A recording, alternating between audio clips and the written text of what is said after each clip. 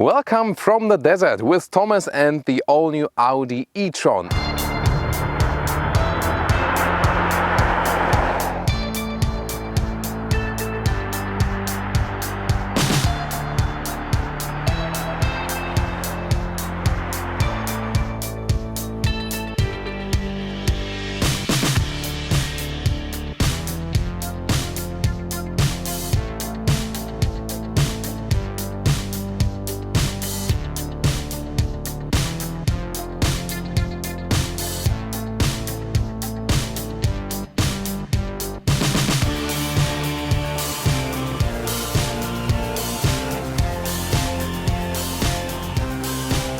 It starts already with LED headlamps, optional the ones you can see here, the LED matrix lights, and those also have a special high beam function. However, you see the grille is a little bit more closed, just little openings here, and I also have an interesting cutaway model. So behind this very front grille there is basically another layer, and there you have some active layers.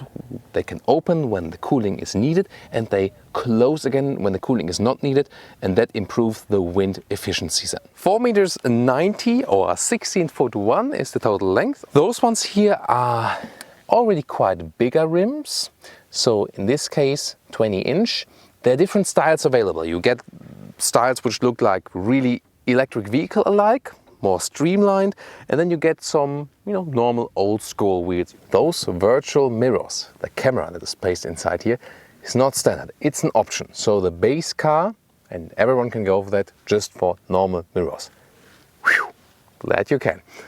Then there's a camera here, just for the round view camera for the infotainment system, but the main camera, of course, for the screen inside is right here. The light strip goes all the way across the vehicle. Interesting LED daytime running light also at the sides.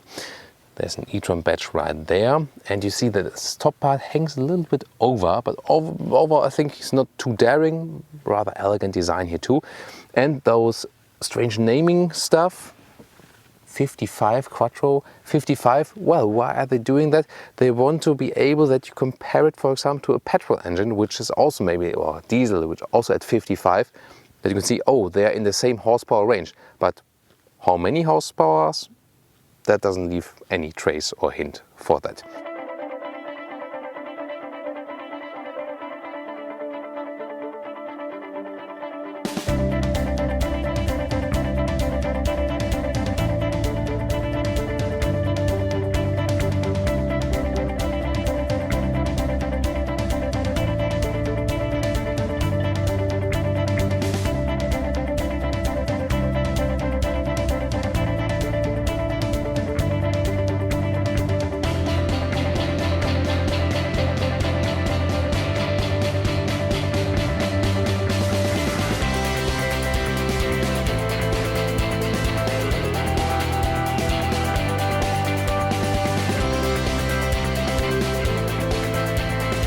I'm 1 meters 86 or 6 foot 1, still leaves a lot of headroom. This one here without a panoramic roof, so that of course always gives you more headroom. First of all, the screens, 12.3 digital instruments, 10.1 top screen, 8.6 lower screen with a climate unit. An interesting part is definitely also this lower part with this special shifting lever. You put it back to put a gear in and park at the side. This one is completely new. And this digital mirror again, when we really sit here and the door is closed, and we can also see this is here the side of the vehicle then. You cannot make it closer to the vehicle. You can just make it more far away from the vehicle, and then again hit the reset button, which is again put a little bit too low, I think. And then if we switch here, we can see there's some work in there. Of course, there's nothing happening here now because we are actually controlling the other side. So here we go. Now I'm using the touch pad or this touch screen on the other side, and the passenger side is being controlled. Headroom wise, it's also no problem here in the back. Again, I'm 1 meters 86 or 6 foot 1. Knee room is also fine. So, I mean, it's not a short car, so the package is not the best. It should have even a little bit more legroom considering the length, but you can see with 4 adults, absolutely no problem. So, and then you put this one here up and have some 60 liters in the front. for example, to stow all of the equipment here. This setup here is 600 liters. That's of course very limited, especially in height. The maximum figure is 1,725 liters. So if you flip the seats from here, that's quite practical. And then you can also load things through. Let's see how that acceleration goes. Preload 50% and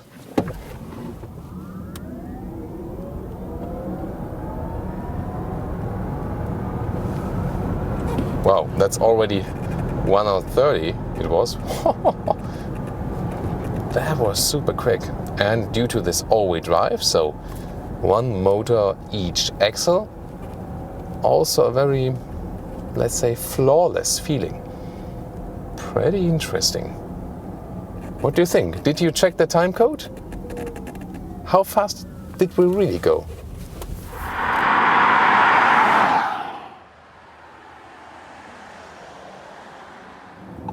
And now to our first real driving part on the road and also in public traffic. And let me start to tell you something about the recuperation modes, because that's really essential for driving. So there's two ways. I can set the recuperation to automatic, then the car is predominantly just rolling. And when I hit the brakes, we can also see it here on our special prepared iPad, where we can see if the car is using the brakes. That would be in red. So, or when it's green, or in turquoise.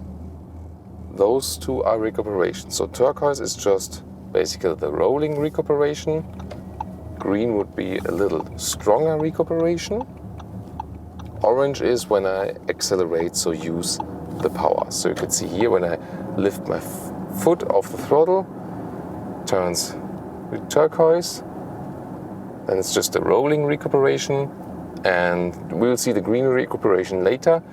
And when I would be braking really hard, then it's also red. Yeah, that's hard to hold the third camera then, of course.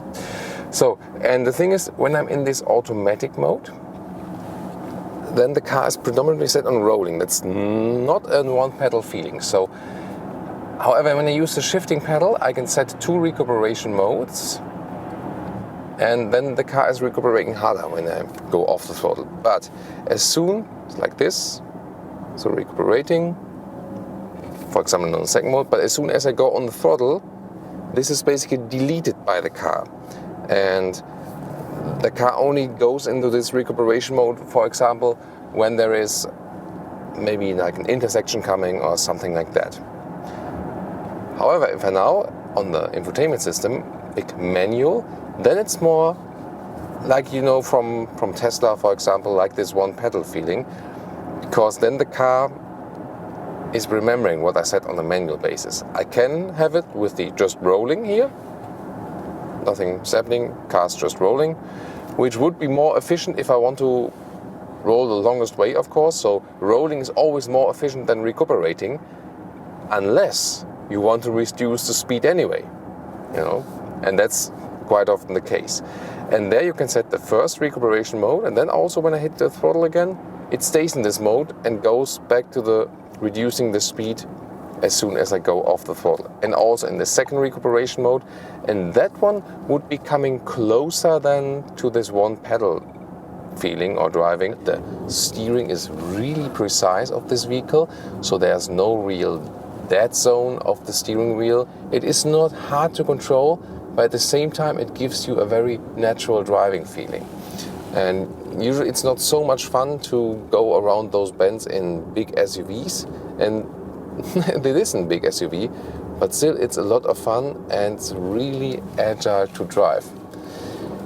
The torque is somehow rear wheel biased. That also helps with this sporty experience for sure. So just listen how silent it is. So we don't have any engine sound, maybe just like this little EV sound we are hearing. And together with the great noise insulation, it gives me a very calm and silent driving feeling, although it's sporty, and that's definitely fun. And I'm not necessarily missing any engine sound here. It would be maybe a little bit more entertaining to have a V8 sound or something on camera, definitely. But you can still enjoy some sporty driving So the most confusing thing again with the mirrors is you have to look more down. And I think the thing is with the mirrors, I mean, if you look at this mirror, if you look at that side mirror and then that side mirror, the normal ones, it somehow gives you an overall feeling, a three-dimensional feeling of your surrounding. But since those are here, flat screens, they don't deliver you that. So that's, I think, also another problem. And also when you control them, while driving, that's way more distracting to control those while driving than you would do it with the electric mirror control right there, because then you also look a little bit more upright, more like here, and here you look here. That's again another problem. So I just have to, I can just mention that again. I think this is the biggest technology, one of the biggest technology fails I've recently seen in a vehicle. Exterior-wise, I think it's very well done. It's an elegant design, and I mean, it's basically an electric Q8, so to say, if you just look from the exterior. On the interior, got a great build quality and also a very elegant and clean design for sure. You can argue about if you need a central controller or if it's enough with the touchscreen while driving. While driving, it's quite often better not to use the touchscreen, so that's surely an argument. But overall, the software is quite intuitive to use. However, one big flaw for a supposed to be sustainable vehicle, of course, that they still set all the sails on animal skin. But with their recent concept car, Audi has shown that they want to change that now bit by bit at least. But they should have already done that here with this vehicle. From the room you have inside, it's also quite okay. In the rear trunk, well, it's not too high, but other than that, you can very well use this car, yes. You feel that it's not initially an all-electric platform. It's still this base from the MLB, which they're using for the A6, A7, A8, Q8, Q7 and so on. So that's a different, for example, to Tesla. Tesla builds the car from scratch as an electric vehicle. Here you have some points where you see they did not do that. That will follow later, a little bit later in the Volkswagen Corporation, first for the smaller cars, then for the bigger cars. But Audi wanted to put this car on the market now. They are already quite late. The biggest fail of this car are those virtual mirrors. I think they're really dangerous. Please do not pick them if you buy this vehicle, and also give the manufacturer a feedback. I have tested it now thoroughly, and yes, if you get used to it, you will handle them a little bit better, that's for sure. But still, you always have to look a little bit further down, and that distracts you. It takes more time to look up again, and especially when it's sunny. It's like working on a laptop when it's sunny. It just doesn't work for me, and I think it will also not work for you. And the second flaw is the range we were expecting. Figures as for 250 miles or 400 kilometers. Audi even promised more, but what we realistically found, without super hammering it, is more 300 something plus kilometers or 180, 190 miles, and that's still enough for most situations. But if you think about that, realistic Tesla figures with a big battery is rather 400, 450 kilometers and definitely more than 200 miles. And that also, like from Hyundai and Kia, they're smaller cars, they are also reaching those ranges now. So the range is indeed a little bit disappointing. The consumption was a little bit too high, between 26 and even 30 kilowatt hours per 100 kilometers, and that's just too much. But now to the biggest strength of this vehicle. It drives so incredibly well. Due to this electric all-wheel drive and the basically free distribution, it feels like a smaller car. It almost handles like a compact hatch or so. We also experienced that in our prototype ride in Namibia. This is so agile with the AWD. It's so silent on the one hand, due to the great insulation and so on, so you can drive also really fast. That's, by the way, also they have something ahead in Tesla, the production quality and also the noise insulation. So at higher speeds, it's still very, very silent. It's a great ride. The seats from the form are also so comfortable, and together with all of that, you have a super comfortable ride, but at the same time, it's very sporty, although you have an air suspension, which is again, a balance between sportiness and comfort. So I cannot stress too much how well it is to ride this car. So That's actually the biggest strength. And from driving, I think it's at the moment the best electric vehicle. But concept-wise, we've explained to you some of those factors. They're surely lacking some things yet. And overall, I think definitely one of the very interesting cars here at the moment of the market. I think we could very well show you the pros and cons, and I hope you enjoyed this Autogefühl episode with us.